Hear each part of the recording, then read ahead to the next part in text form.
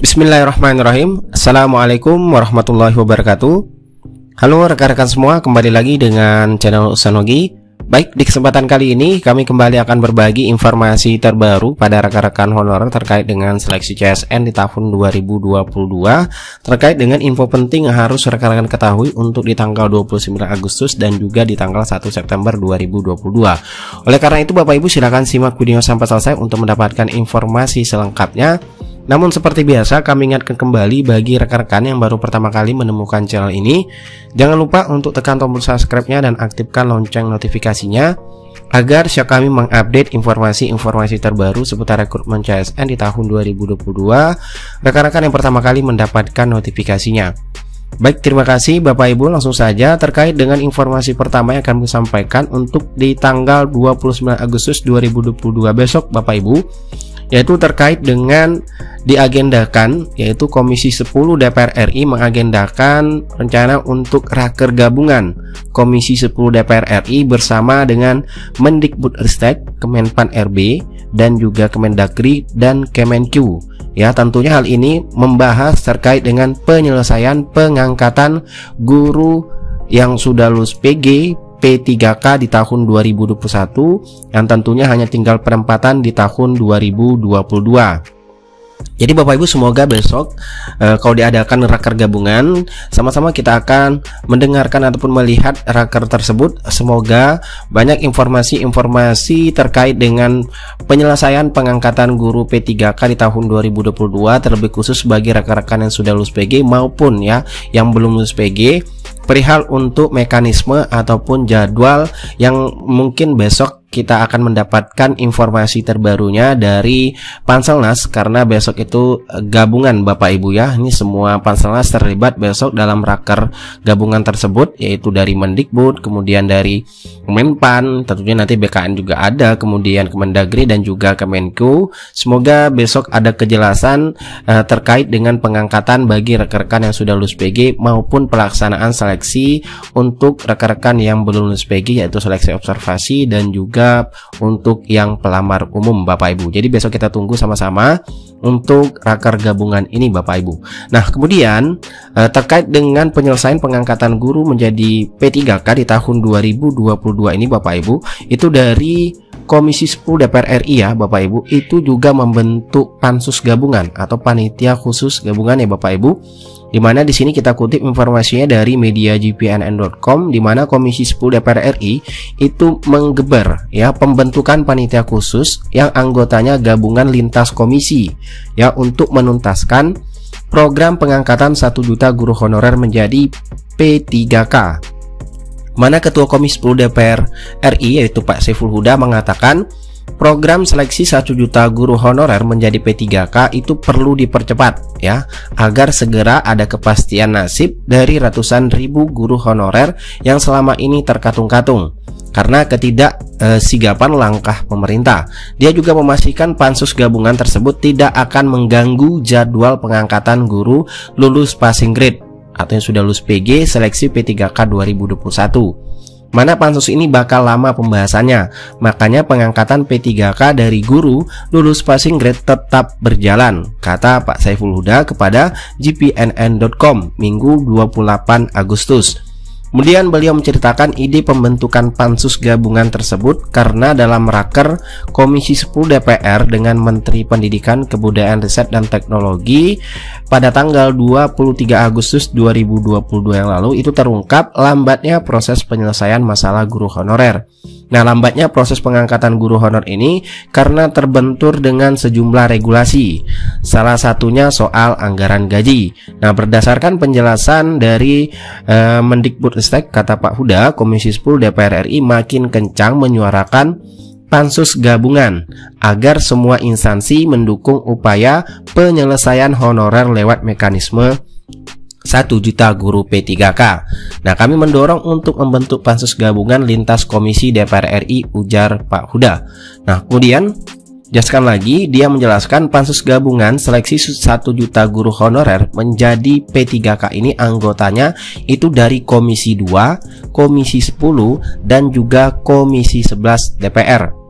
Ya, di mana pansus gabungan ini nantinya berkoordinasi dengan Kementerian Pendidikan dan Kebudayaan Riset dan Teknologi, dengan Kemendagri, kemudian Kemenpan RB, Kemenq, dan serta Badan Kepegawaian Negara atau BKN. Mana unsur-unsur pemerintah terkait itu diajak koordinasi dalam mengambil langkah-langkah taktis agar berbagai kendala yang menghalangi proses rekrutmen 1 juta guru honorer menjadi P3K segera terselesaikan. Nah, persoalan pengangkatan guru honorer menjadi P3K memang melibatkan banyak kementerian atau lembaga, sehingga harus ada pengawalan anggota lintas komisi yang menjadi mitra kementerian atau lembaga terkait, ujarnya. Pak Huda mengatakan percepatan seleksi 1 juta guru honorer menjadi P3K memang tidak bisa didorong hanya dari Komisi 10 saja, di mana proses seleksi misalnya harus melibatkan Kemenpan RB yang menjadi mitra dari Komisi 2, sedangkan untuk penganggaran harus melibatkan Kementerian Keuangan yang menjadi mitra dari Komisi 11 DPR. Dijelaskan lagi, kendala teknis seleksi 1 juta guru honor ini menjadi P3K ini beragam, mulai kualifikasi yang harus dipenuhi guru honorer dalam proses seleksi, bagaimana penempatan mereka setelah lolos seleksi, kemudian bagaimana proses mendapatkan nomor induk pegawai, hingga bagaimana proses pengkajian mereka. Jadi itu tidak cukup dorongan dan pengawalan dari Komisi 10 saja, jelas Pak Huda ya. Nah, selanjutnya Pak Huda juga mengungkapkan ada beberapa agenda yang akan dikawal serius oleh pansus gabungan guru honor ini, diantaranya memastikan guru yang telah lulus seleksi namun tidak mendapatkan formasi, diusulkan formasinya pada seleksi P3K tahap 3 atau P3K 2022 Bapak Ibu, dan diprioritaskan untuk terlebih dahulu diangkat menjadi P3K. Yang tentunya ini sesuai dengan regulasi Permenpan RB nomor 20 tahun 2022 Bapak Ibu ya, bahwasanya sudah lulus PG itu menjadi prioritas 1. Kemudian dalam ketentuan ini guru honorer yang telah mengabdi di atas 10 tahun akan diprioritaskan, dan ini juga ada ya di dalam Permenpan RB sudah, bahwasanya untuk guru honorer yang sudah 3 tahun ke atas itu tanpa tes lagi dan masuk prioritas 2 dan 3 Bapak Ibu. Nah, kemudian pansus gabungan juga mengkaji ulang opsi penambahan DAU pemerintah daerah untuk pemenuhan kebutuhan penganggaran guru honorer menjadi P3K katanya. Selain itu Pak Huda, pansus gabungan mendorong pemerintah agar membuat roadmap penyelesaian guru honorer secara menyeluruh, mulai dari rekrutmen, penganggaran, dan koordinasi dengan Pemda, di mana pansus gabungan juga akan memastikan adanya proporsi terbaik bagi guru honorer di sekolah negeri dan swasta agar mendapatkan prioritas dalam proses rekrutmen mereka menjadi P3K. Nah, tentunya kabar baik juga untuk yang guru swasta Bapak Ibu. Nah, dalam waktu dekat kami akan menghadap pimpinan DPR Pak Gus Muhaimin untuk membahas langkah pansus, termasuk mengagendakan rapat-rapat gabungan, ujarnya. Yang pasti Komisi 10 berkomitmen agar persoalan guru honor ini segera dituntaskan sehingga mereka mendapatkan kepastian jaminan kesejahteraan dari negara. Nah, semoga saja Bapak Ibu dengan adanya pansus gabungan ini penyelesaian pengangkatan 1 juta guru honorer itu segera terselesaikan, terkhusus bagi yang sudah lulus PG di tahun 2021. Nah, kemudian informasi yang kedua yang kita dapatkan juga yaitu untuk rekan-rekan honorer di Satpol PP ya. Nah, di sini ada judul berita yang kita dapatkan juga dari media gpnn.com, bahas nasib Satpol PP, DPR siapkan agenda khusus 1 September. Mana sini honorer siap-siap.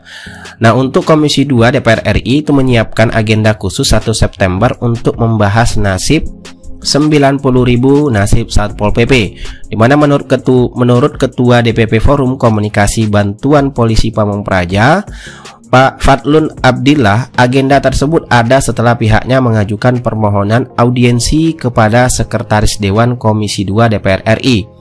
Alhamdulillah surat permohonan kami sudah dijawab dan diagendakan. 1 September akan digelar rapat dengar pendapat umum atau RDPU antara Komisi 2 dengan FKBPPPN, kata Pak Fadlun Abdillah kepada gpnn.com Minggu 28 Agustus. Dia mengungkapkan seluruh honorer Satpol PP yang tergabung dalam FKB PPPN menyambut baik agenda tersebut. Itu karena permasalahan tenaga honorer tidak kunjung selesai, khususnya Satpol PP yang saat ini keberadaan kepegawaian mereka terbelenggu dalam pasal 256 ayat 1 Undang-Undang Nomor 23 Tahun 2014 tentang pemerintah daerah, di mana dalam pasal itu disebutkan untuk menduduki jabatan fungsional, polisi Pamong Praja harus mengikuti seleksi CPNS, yang hal ini diatur dalam Peraturan Pemerintah Nomor 11 Tahun 2017 tentang manajemen PNS. Salah satunya persyaratannya harus mempunyai usia tidak lebih dari 35 tahun. Di mana Pak Padun Abdillah mengungkapkan ada dua masalah utama yang membelenggu honorer Satpol PP. Pertama, kondisi existing saat ini tenaga honorer Satpol PP seluruh Indonesia berusia 35 tahun ke atas. Kedua, jabatan fungsional Satpol PP tidak masuk di dalam 187 jabatan fungsional yang tertuang dalam Kemenpan RB nomor 76 tahun 2022. Kemudian Kemenpan RB itu merupakan revisi atas Kemenpan RB nomor 1197 tahun 2021 tentang jabatan fungsional yang dapat diisi oleh P3K. Jadi kami ibaratnya maju kena mundur kena, oleh karenanya butuh kebijakan khusus pemerintah, tegasnya. Lanjut dikatakan agenda RDPU Komisi 2 DPR RI tersebut itu menjadi kesempatan bagi honorer Satpol PP untuk menyuarakan aspirasi kami mengenai permasalahan mereka kepada Komisi 2 DPR RI. Nah, dia berharap Komisi 2 bisa mendorong Direktorat Polisi Pamong Praja dan Linmas Kemendagri sebagai pembina kepegawaian jabatan fungsional Pol PP, Kementerian Pendayagunaan Aparatur Negara, dan reformasi birokrasi untuk membuat grand design dalam penyelesaian permasalahan honorer Satpol PP yang mengedepankan asas keadilan. Nah, selain itu dengan RDPU tersebut, Forum FKB PPPN meminta kepada Komisi 2 DPR RI mendorong pemerintah pusat khususnya Direktorat Polisi Pamong Praja dan Linmas Kemendagri dan Kemenpan RB untuk menyusun produk hukum setingkat peraturan pemerintah atau keputusan presiden yang berdasarkan pada asas lex specialis derogat legi generali dalam hal menyelesaikan masalah honorer. Jadi itu Bapak Ibu, dua informasi yang dapat kami sampaikan kepada rekan-rekan honorer terkait dengan agenda untuk penyelesaian honorer ya di tahun 2022 tentunya. Semoga informasi ini bermanfaat bagi rekan-rekan, terlebih khusus untuk tenaga honorer guru dan untuk Satpol PP akan agenda rapat dengan Komisi 10 dan juga dengan Komisi 2 untuk yang honorer Satpol PP. Semoga informasi bermanfaat. Assalamualaikum warahmatullahi wabarakatuh.